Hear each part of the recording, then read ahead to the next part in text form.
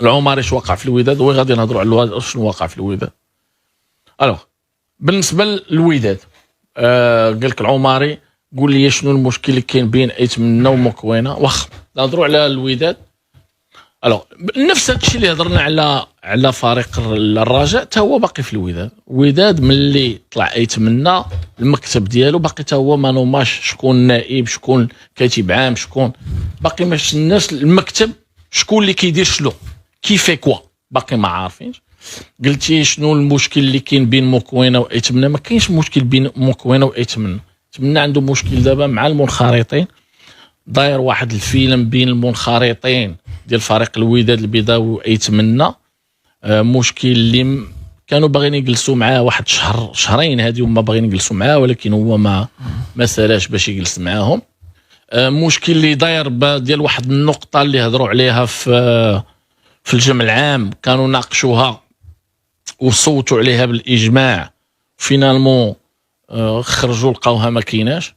ماشي ما كايناش مي في المحضر ديالين توصيه، والتوصيه ماشي هي تصويت باجماع. هي هما داروا تصويت باجماع ولا قرار، وهما فاش جاو يشوفوا المحضر ديال الجمع العام لقاوها غير توصيه وحسوا بحال شويه ديال الغدر. كيفاش؟ وهي خصوصا كتعلق بالشركه الرياضيه، وهضروا عليها لاي حاجه عندها علاقه بالشركه الرياضيه ولا عندها علاقه بالاسهم ولا عندها علاقه باي حاجه عندها علاقه بالشركه. خلاوها وقرروا بانها تكون تناقش في الجمع العام مع المنخرطين ديال الجمعيه، لان الجمعيه هي المالكه ل 99% من الاسهم ديال فريق الوداد البيضاوي.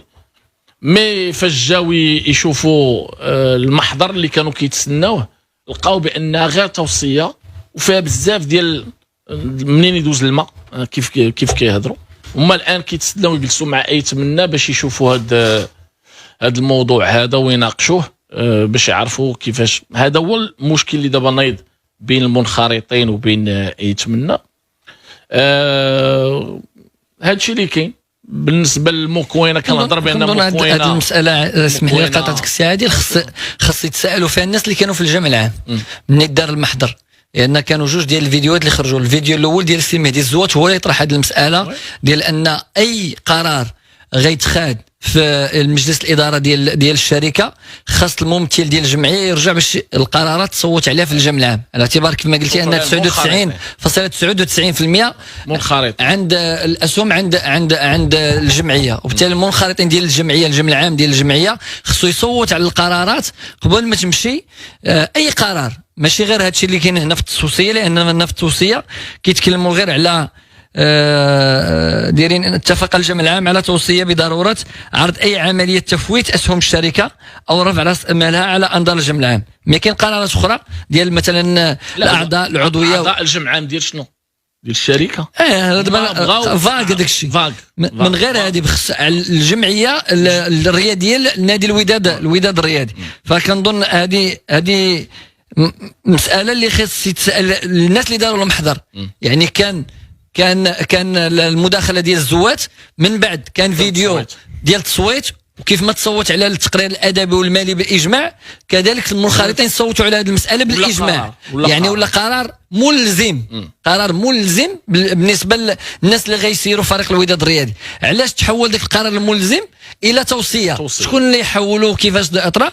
هادشي اللي خصو المنخرطين يسولوا. شكون اللي كان لان انا اللي سعد مرشد والسي دريس سميتو حسا واقيلا ياك هو سي دريس حسا كان ديك الساعه هو اللي كانوا في المكتب. والفيديو كيبان بان السي مرشد هو اللي كيشرف على التصويت. قال القرار ديال وبان لان المنخرطين تما بان بانهم قال القرار ديال التقرير الادبي باجماع، المالي باجماع، القرار ديال النقطه ديال مهدي الزوات نطرحوها. هذا ملي قالوا باجماع قال لهم لا نحسبوا. فهمتي؟ مع ان كان بان بان كاين الاجماع، فتما حسوا المنخرطين بان بحال كاين شي توجيه يعني شي راي اخر باش ان ما يتخذش هذا القرار ما غتكونش مصلحه بعض الناس. مي كنظن الا الناس جايه تسير بواحد المنطق ديال الشفافيه وديال المعقول، هذه النقطه ما فيها حتى شي حاجه. الجمعيه ديال فريق الوداد الرياضي عندها 99.99 رجعوا ونمشيو للجمع العام وناخذوا القرارات اللي هي مناسبه، عاد نمشيو يعني نطرحوها في المجلس ديال الاداره ديال الشركه. عادي هذه نورمالمون المنخرطين ديال الفريق، ولكن دابا ما ولاتش عاديه ملي كتحول قرار. هذا هو اللي غادي يخلي التوصيه ان المنخرطين الوداد يجلسوا له السي ايتم خصو يجلس مع المنخرطين ويناقش معهم.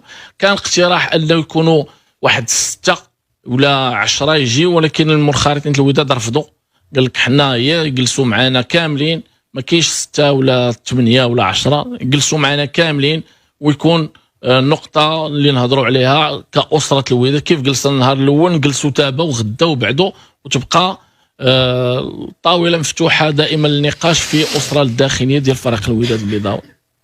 هادشي اللي كاين، هذا هو اللي يمكن النقطه اللي هاد اليوم كلشي كيهضر عليها بشكل كبير، حتى بغاو يهضروا حتى على الحاله الوضعيه الماليه ديال الوداد مع هاد الانتدابات، مع هذاك الشيء اللي جاي ديال النزاعات اللي جايه، مع بزاف ديال الامور. الوداديين بغاو يعرفوا الوضع الحالي، توضع عليه رؤيه، لان داك الشيء صعيب بالنسبه لي انايا. يعني هاد اللاعبين كاع اللي مشاو انهم ما تخلصوش، واللاعبين اللي كاينين خصهم يتخلصوا، كاينين اللاعبين اللي ربما ما غاديش يدوروا في الوداد، بالتالي خاص عاوتاني يعني الفصل العقود ديالهم. بالتالي كنظن بان مزيان من دابا يعني توضع واحد الرؤيه، طريقه ديال التعامل مع هذه الملفات، ويبدا الشغل على من دابا. ما تسناش حتى اللاعب يمشي ليتيج ويدخل المنع عاد نبدا نقلب عليه ونبدا يعني نتفاوض معاه نقص ولا دير معايا بروتوكول. من دابا مزيان باقي اللعابه ما مشاوش ليتيج، من دابا خص تخدم على هذه الملفات، دير خاليه باش الوداد ما توقعش المشكل ديال كثره الملفات ديال النزاعات وبالتالي المديونيه وبالتالي اشياء اخرى اللي غتخليها انها تكلفها كثير باش تحل هذوك الملفات من بعد. ونتمنوا الخير ان شاء الله، نتمنوا الخير وهذا الشيء يتجاوزوا، لان ما هو قادم ما هو اصعب في فريق الوداد البيضاوي، سورتو ان النتائج ما دارتش. بزاف ديال الناس كيهضروا على مكوينه اللي عنده فلسفه ديالو، باغي الوقت باش يطبق الفلسفه ديالو. الجمهور ديال الوداد ما قادش يصبر على هذه الفلسفه. كاينين شي وحدين اللي كيقول لك نصبروا عليه ونزيدوا نصبروا، مي كيبقى بان الاجتماع، يمكن حتى الاجتماع ديال يتمنى واش اجتمع معاه واش ما اجتمعش معاه، واش هضر معاه واش ما هضرش معاه، باش يفهموا ويعرفوا شنو هي الوداد، باش حتى هو يعرف حتى التصريحات، يعرف شنو كيقول الجمهور الوداد، باش يفهموا ان ما يمكنش تجي الوداد دوز 8 الماتشات وانت باقي كتسنى يتسناو عليك. اش غيتسناو عليك؟ خصوصا ان الطريقه اللعب ديال 7 الماتشات جيتي حتى للثامن وقلبتيها، وهنا كيقول لك واش غنصبروا على 7 الاولين ولا غنصبروا على الطريقه ديال الماتش الثامن، ولا علاش نصبروا بعدا باش نعرفوا علاش غادي نصبروا. وهذا الشيء اللي يمكن اللي الوداديين ما راضينش عليه، حيت الوداديين بزاف ديال وحدين بزاف ديال الغماقه، داك الشيء ديال لا رجال كوب دي موند، هذا هضره خاويه بحال اساس الوداد غيمشي يربح كوب دي موند.